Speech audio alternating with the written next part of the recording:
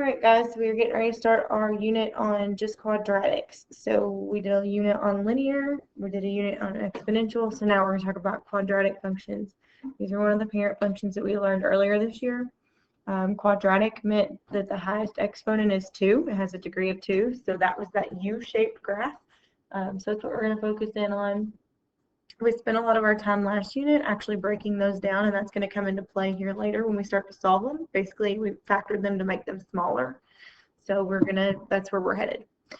But before we get there, make sure you get your date, your page number, your title, your learning target, and your learning target down, and then we'll go into quadratics. So if you need to pause it, you can.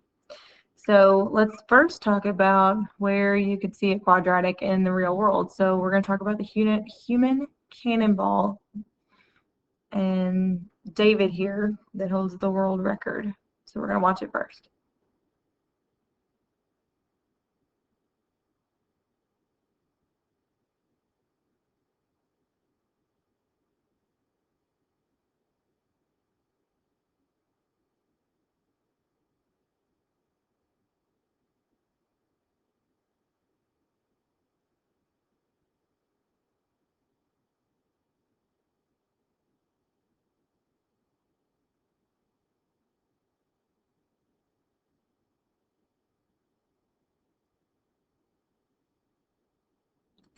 Okay, so a couple things had to come into play here. David had to know, or someone that was helping him plan this had to know like how high this ring of fire needed to be.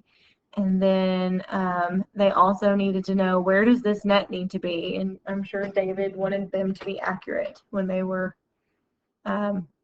calculating those things. So that actually is a parabola. It is a quadratic function. There's a lot of things that come into play when you're making an equation like that, like the wind and all those things, but it is a quadratic equation. So we're going to talk about looking at a graph and just looking at those key features on the graph in a quadratic function. So I have this function over here. I'm on Desmos and I just graphed it. So it's quadratic because the exponent is 2.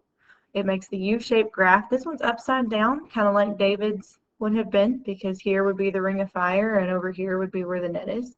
So these are very important pieces of information if I'm solving. This would be where David would start.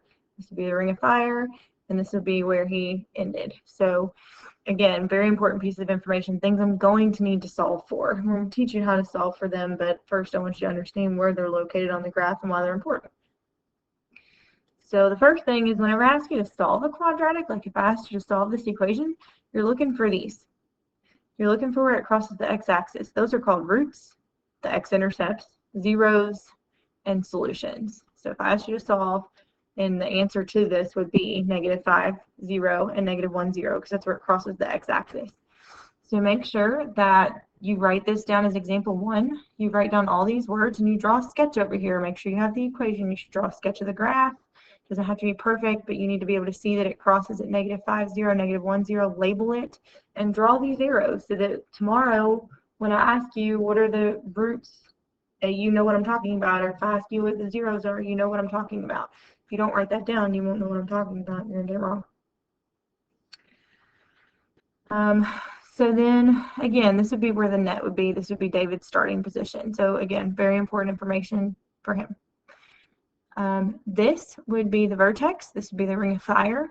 This is at the point -3, 4. Obviously, these numbers are a lot easier than the ones that they were probably working with for David. But this is considered a maximum because it's at the top of your function. So like if I have this function, quadratic functions can be used for anything. They can be used for money, so like the maximum profit or something like that. You're looking at the top of your function. So that's called the maximum vertex. So if I asked you like tomorrow, I would say, what is the vertex? And is it a minimum or maximum? And you would tell me based on top or bottom. Okay. The axis of symmetry is this line that goes down the middle. So the word symmetry means like that it's symmetrical on both sides. So symmetrical means that like it's a mirror image, it matches. So like if I folded this parabola over top of itself here, it would match exactly on either side. So this is the axis of symmetry. It basically cuts the vertex down the middle. That's why the x value of the vertex is -3, and the equation for the axis of symmetry is x equals formulas are the same thing because it cuts the vertex in half, it cuts the function in half. Remember, the vertex is in the middle. And then the last very important piece of information that you could pull off of this graph would be the y-intercept, so like where it crosses the y-axis. It's important for a couple of reasons based on the word problem that you're being asked or the application in real life. But the y-intercept, excuse me, is just the ordered pair where it crosses the y-axis. So that's example 1. Make sure if you need to, you pause it and you get the function, example 1, all of this picture, numbers, words, everything written down. And then we'll go on to the next example.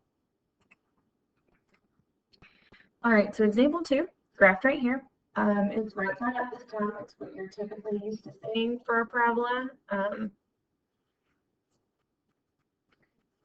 Here's parabola, right side up. All right, so now first, the major piece of information that you're going to need is the answers, the solutions.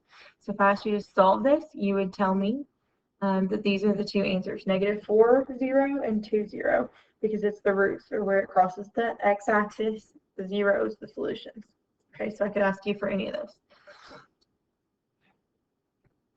The next important piece of information is the vertex. This time, it's not a maximum, it's a minimum because it's at the bottom of your function. So make sure that you know the difference between minimum and maximum vertex. Okay, so if I asked you for the vertex on this one, you would tell me it's -1, -9, because that's where it hits there. And the vertex is the minimum because it's at the bottom. The next piece of information is the axis of symmetry. It cuts the function directly in half. Okay, notice the axis of symmetry is the line x equals -1, and x is -1 also on the vertex, because it should go through the vertex. It goes through the middle.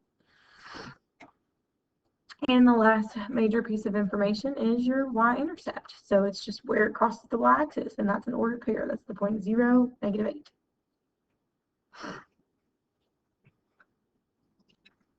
First question we're going to look at for practice is to graph this.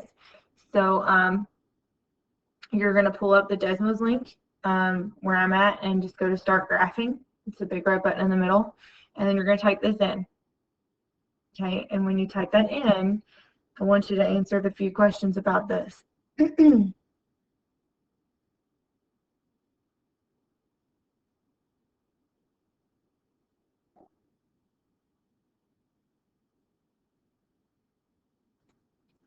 Okay, so you should have gotten for the zeros or the roots -7, 0, -3, 0.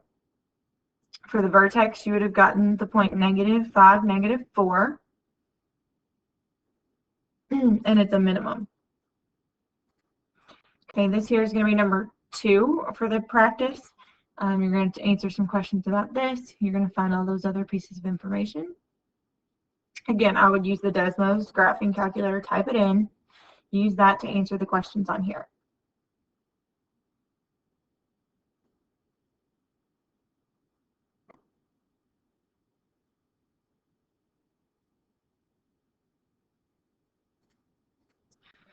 Okay, so for the roots, you should have gotten -1, 0, and 5, 0. For the vertex, you should have gotten the point 2, 9, and it's a maximum this time because it's at the top. For the axis of symmetry, you should have gotten x equals 2. And for the y-intercept, you should have gotten the point 0, 5.